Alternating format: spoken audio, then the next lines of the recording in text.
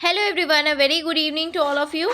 Hope all of you are doing well and welcome to everyone in my channel Sri Life.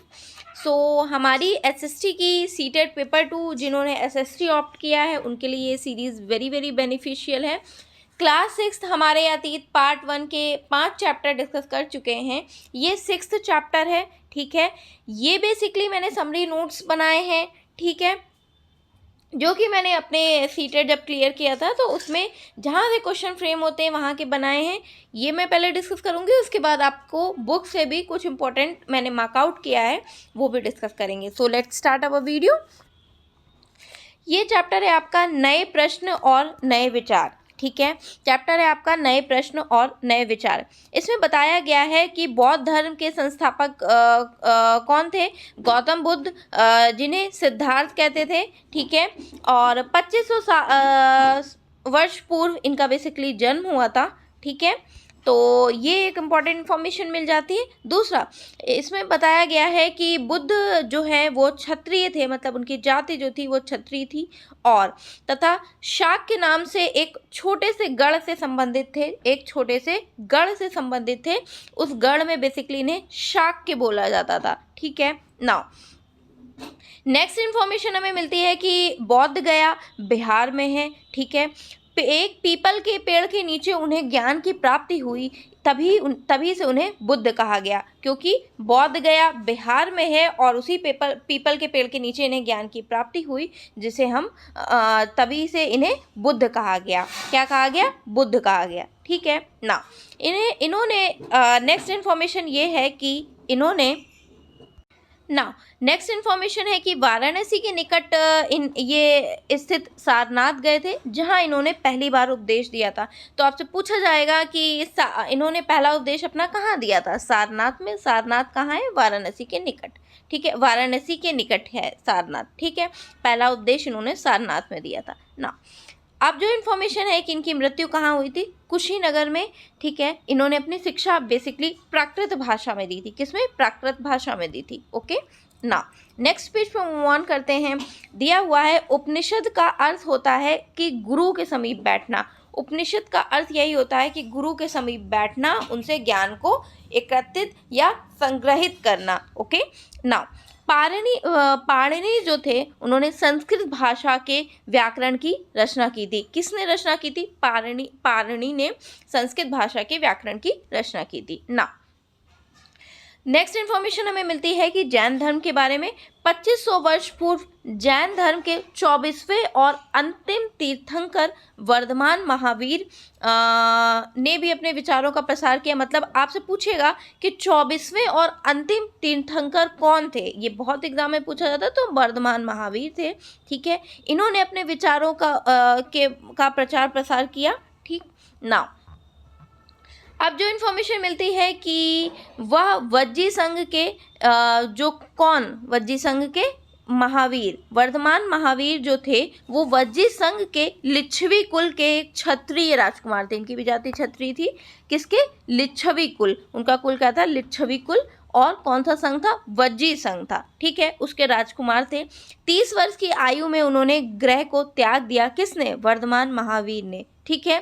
फिर 12 वर्ष तक उन्होंने कठिन और एकांकी जीवन व्यतीत किया। किसने? वर्धमान महावीर ने 30 वर्ष में ग्रह को त्याग दिया और 12 वर्ष तक उन्होंने कठिन और एकांकी जीवन व्यतीत किया, जिसके बाद उन्हें ज्ञान की प्राप्ति हुई, ठीक है ना।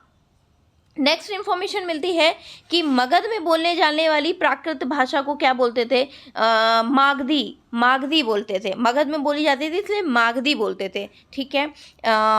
इन्होंने प्राकृत भाषा में अपना उपदेश दिया था। मगध में बोली जाती थी प्राकृत ही, उसे वहाँ पे मागधी बोलते थे, ठीक है। पुरुषों को वस्त्र सहित सब कुछ त्याग देना पड़ता था, ठीक है। किसमें? इसमें, जैन धर्म में। जैन शब्द का अर्थ बेसिकली होता था, जिन शब्द से निकला था, जिसका अर्थ होता था विजेता, ठीक है। नाउ नेक्स्ट इन्फॉर्मेशन हमें मिलती है। उपलब्ध जैन धर्म की शिक्षाएं लगभग 1500 वर्ष पूर्व गुजरात में वल्लभी नामक स्थान पर लिखी गई थी। किसकी? 1500 वर्ष पूर्व गुजरात में वल्लभी एक स्थान है, वहाँ पर जैन धर्म की शिक्षाएं लिखी गई थी या वहाँ से उपलब्ध होती, ठीक है, ये इंफॉर्मेशन है। नाउ मेरे मुंह में थोड़ा सा छाला है, थोड़ा सा वॉइस का इंटोनेशन ऊपर नीचे हो सकता है, you can manage, okay. So now next information है संघ। महावीर और बौद्ध दोनों ही मानते थे कि घर का, अब देखो संघ में ये बताया गया है कि महावीर और बौद्ध, गौतम बुद्ध और वर्धमान ये महावीर दोनों ही मानते थे कि आपको ज्ञान की प्राप्ति, सच्चा ज्ञान अगर आपको प्राप्त करना है ना, तो आप घर में बैठे बैठे नहीं प्राप्त कर सकते हो, आपको गृह त्याग करना पड़ेगा, ठीक है। नाउ ऐसा लोगों के लिए उन्होंने, ऐसे लोगों के लिए जिन्हें ज्ञान प्राप्त करना है, जो घर को त्याग करते हैं, उनके लिए उन्होंने किसकी स्थापना की? संघ नामक एक संगठन बनाया। अब ये संघ क्या होता था? जहाँ पर घर को त्याग करके एक साथ लोग सबने, जिन मान लीजिए 4-5 लोगों ने घर त्याग किया, तो वो एक संघ में रहकर ज्ञान को एकत्रित या कलेक्ट करते थे, ओके।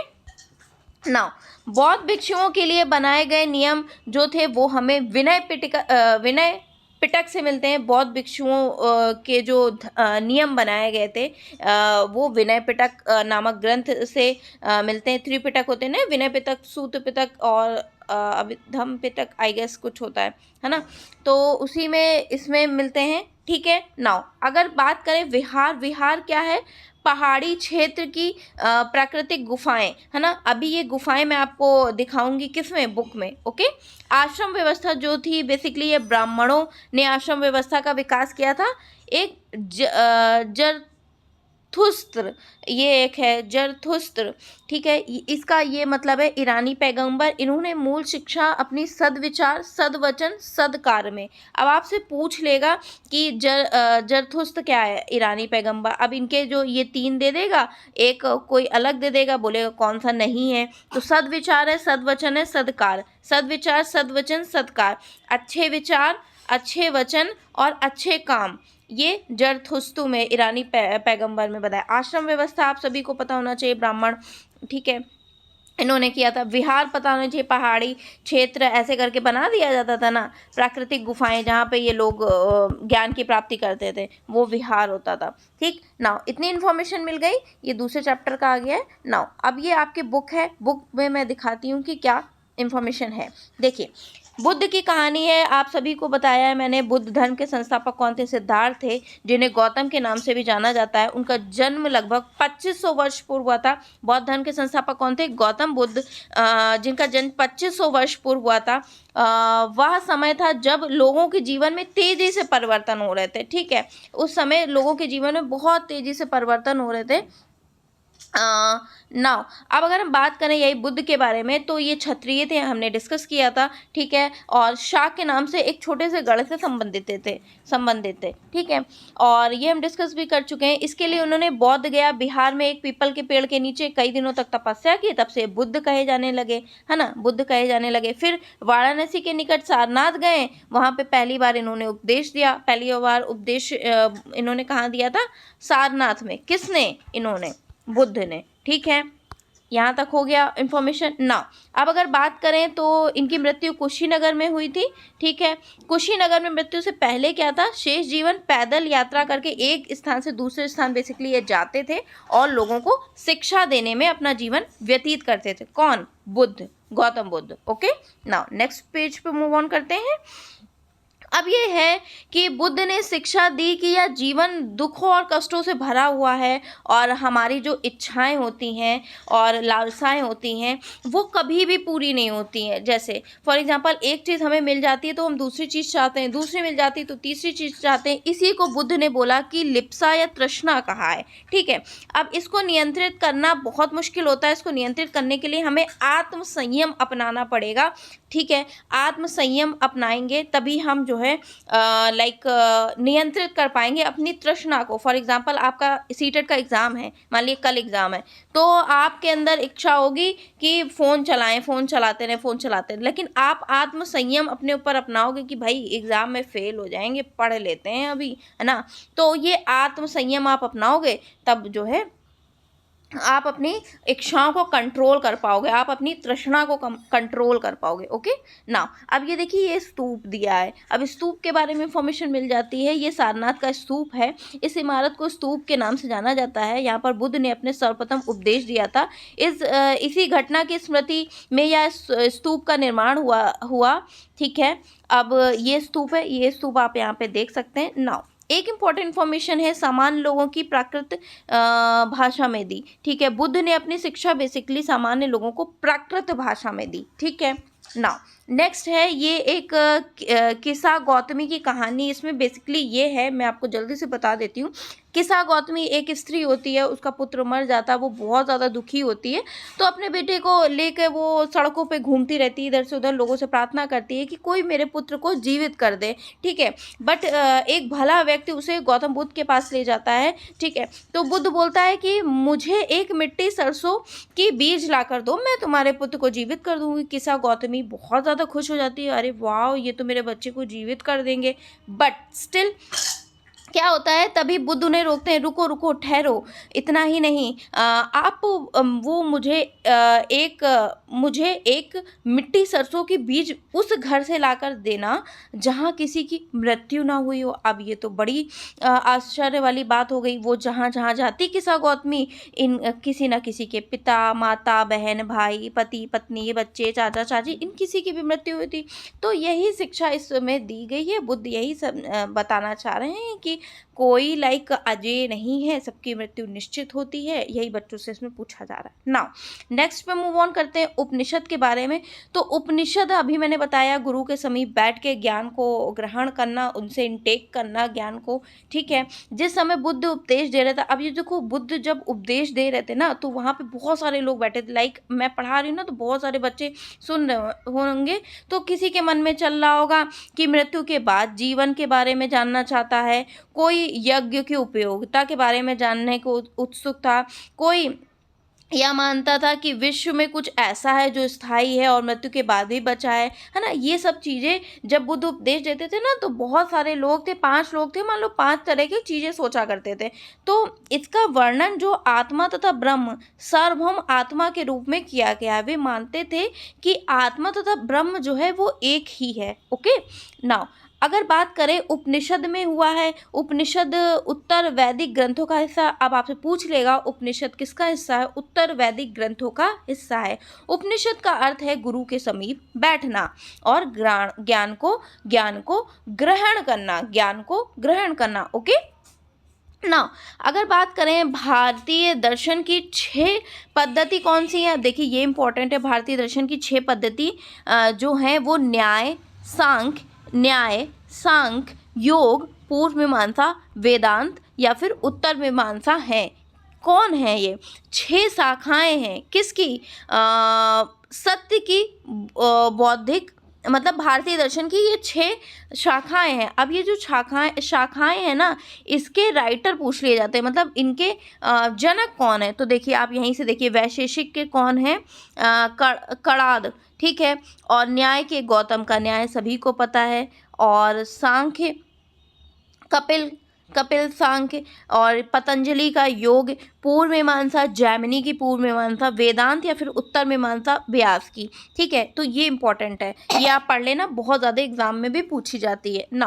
अब अगर हम बात करें जो फेडरिक मैक्स मूलर के अनुसार, इन्होंने बताया कि जो ये 6 शाखाएं हैं ना, इनका विकास कई पीढ़ियों के दौरान व्यक्तिगत विचारकों के योगदान से हुआ था, है ना। ये बात इन्होंने बताई, फेडरिक मैक्स मूलर ने ना। अब ये देखिए, ये एक इम्पॉर्टेंट इन्फॉर्मेशन मिल जाती है जो इसमें बता देती हूँ मैंने चैप्टर तो पढ़ रखा है। बुद्धिमान भिखारी, इसमें होता ये है कि अभी मैंने आपको बताया था ना, आत्मा और ज्ञान, इस टाइप की बात अभी मैंने आगे डिस्कस की थी ना। तो एक बात इसमें ये होता था, छांदोग्य उपनिषद नामक प्रसिद्ध उपनिषद की एक कहानी पर आधारित है। इसमें बेसिकली एक होता था, शौनक व प्रतारिण नामक 2 ऋषि सार्वभौम आत्मा की उपासना कर रहे होते थे। कौन? शौनक और प्रताड़न।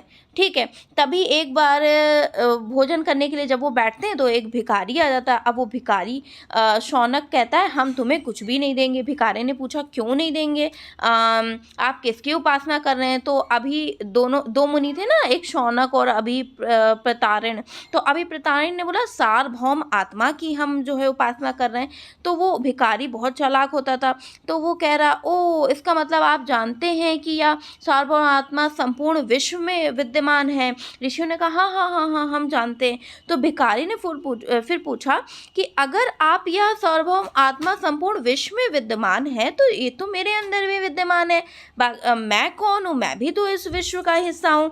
तो वो बोलते हैं दोनों मतलब ऋषि बोलते हैं कि हाँ हाँ तुम सत्य बोल रहे हो युवा ब्राह्मण। तो इसलिए ऋषि क्या करते हैं, मुझे इसलिए मतलब फिर वो भिखारी बोलता है कि आप मुझे भोजन ना देकर सार्वभौम आत्मा को भोजन देने से मना कर रहे हैं। तो भिखारी की बात की सच्चाई जानकर ऋषि जो होते हैं दोनों उन्हें भोजन दे देते हैं। यही है बुद्धिमान भिखारी की कथा। ठीक है, नाम ने डिस्कस कर लिया। अब हम डिस्कस करते हैं इन चर्चाओं में भाग लेने वाले अधिकांशतः पुरुष जो होते थे ब्राह्मण और राजा होते थे। कभी कभी गार्गी जैसी स्त्री विचारक का भी उल्लेख मिलता है। ठीक है, नाउ विद्वता के लिए प्रसिद्ध गार्गी राज दरबार में होने वाले वाद विवाद में भी भाग लेती थी। कौन? गार्गी। ठीक है, निधन व्यक्ति वाद विवाद से बेसिकली बहुत दूर रहते थे, बहुत कम हिस्सा लेते थे।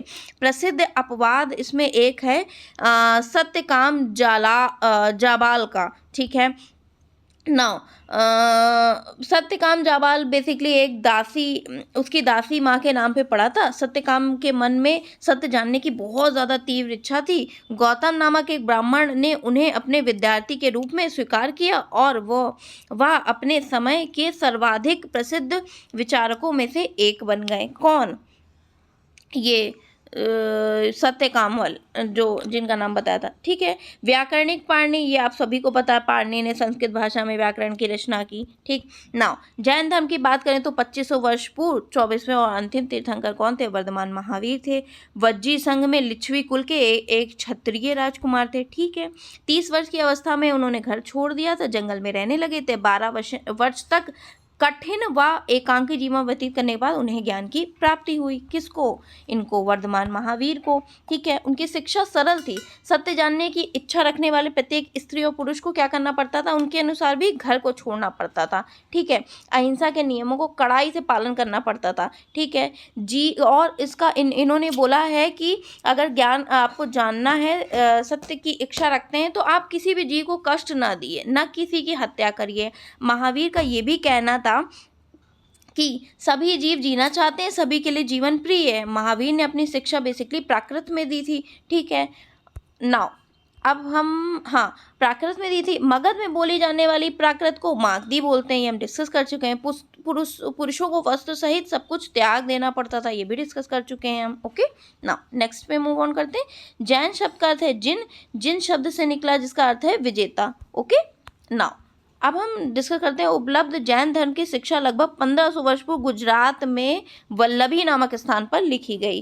संघ की बात करते हैं तो संघ अभी मैं दिखाऊंगी। महावीर बुद्ध दोनों ने ही माना है कि घर का त्याग करेंगे तभी आपको सच्चे ज्ञान की प्राप्ति होगी। ऐसे लोगों को उन्होंने संघ में एक संघ या संगठन बना दिया, जहाँ पे ऐसे लोग एकत्रित होकर घर त्याग करके अपने ज्ञान को एकत्रित करते थे, कलेक्ट करते थे या ज्ञान ग्रहण करते थे, अधिग्रहण करते थे। ठीक है, संघ में रहने वाले बौद्ध भिक्षुओं के लिए बनाए गए नियम हमें विनय पिटक से मिलते हैं। ठीक है, विनय पिटक से हमें पता चलता है कि संघ पुरुष और स्त्रियों के रहने की अलग अलग व्यवस्था भी उसमें थी कि भाई पुरुष अलग रहेंगे और स्त्री अलग रहेंगी। लेकिन जैसे बच्चों को इसमें प्रवेश लेने के बच्चों को अपने माता पिता से मतलब परमिशन लेनी होती थी, दासों को स्वामी से, राजा को जहाँ काम करते हैं राजा के यहाँ काम करने वाले लोगों को राजा से, कर्जदार को अपने देनदार से अनुमति लेनी पड़ती, स्त्री को अपने पति से अनुमति लेनी पड़ती थी। ये सब चीज़ें करने के बाद आप संघ में प्रवेश ले सकते थे। संघ में प्रवेश करने वाले स्त्री पुरुष सादा जीवन करते थे, व्यतीत करते थे, अधिकांश समय ध्यान में बिताते थे। दिन के एक निश्चित समय वह शहर और गांव में जाकर भिक्षा मांगते थे, इसलिए उन्हें भिक्षु और भिक्षुणी या साधु भिखारी के लिए प्राकृत शब्द कहा गया, मतलब ये बोलते थे उन्हें। ठीक है, क्योंकि वो भिक्षा मांगते थे। ठीक ना। अब अगर बात करें पहाड़ को काट कर बनाई गई ये गुफा, ये एक गुफा होती थी, जैसे बारिश वारिश में लोग यहाँ पे रुक कर ठहर कर मतलब अपने ज्ञान को ग्रहण अधिग्रहण करते थे, विश्राम कर सकते हैं, है ना।